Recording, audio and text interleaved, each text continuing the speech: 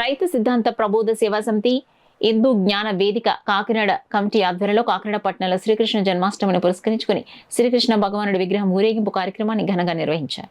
రైతు సిద్ధాంత ప్రబోధ సేవా సమితి హిందూ జ్ఞాన వేదిక కాకినాడ కమిటీ ఆధ్వర్యాన శ్రీకృష్ణుడి ప్రతిమను శ్రీకృష్ణ జన్మాష్టమి రోజు ఆగస్టు 16న శనివారం నాడు కాకినాడ జేఎన్టీయూ ఎదురుగా ఉన్న ఎగ్జిబిషన్ గ్రౌండ్ వద్ద వేదిక నిర్మించి కొలువు తీర్చి ప్రతిరోజు ఉదయం సాయంత్రం జ్ఞాన రీత్యా నిత్య పూజలు భగవద్గీత శ్లోక పారాయణం చేసి 4వ రోజు ఆగస్టు 19న ఈ రోజు అనగా మంగళవారం శ్రీకృష్ణ ప్రతిమ ఊరేగింపు కార్యక్రమం ముఖ్య అతిథులుగా బీజేపీ రాష్ట్ర ఉప అధ్యక్షులు Vetukuri Suryanarayanaraju, BJP parliament convener Rambala Venkateswararao, Janasena Kakinada నగర ఉప అధ్యక్షులు అడబాల సత్యనారాయణ, వరహాల బాబు పాల్గొని స్వామికి కార్యకరణం సమర్పించి పూజ చేశారు.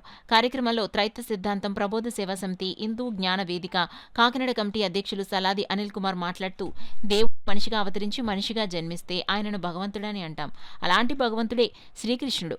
ఆయనను మాత్రమే అందరూ దైవంగా గుర్తించాలని, కృష్ణుడు పౌర్ణమి అమావాస్యలకి మధ్య అష్టమ తిథిలో పుట్టి జ్ఞాన అజ్ఞానములకు వారధిగా ఉన్నాడని అన్నారు. గ్రామస్తులు అధిక సంఖ్యలో విచ్చేసి దైవదర్శనం చేసుకుని ఊరేగింపులో పాల్గొన్నారు.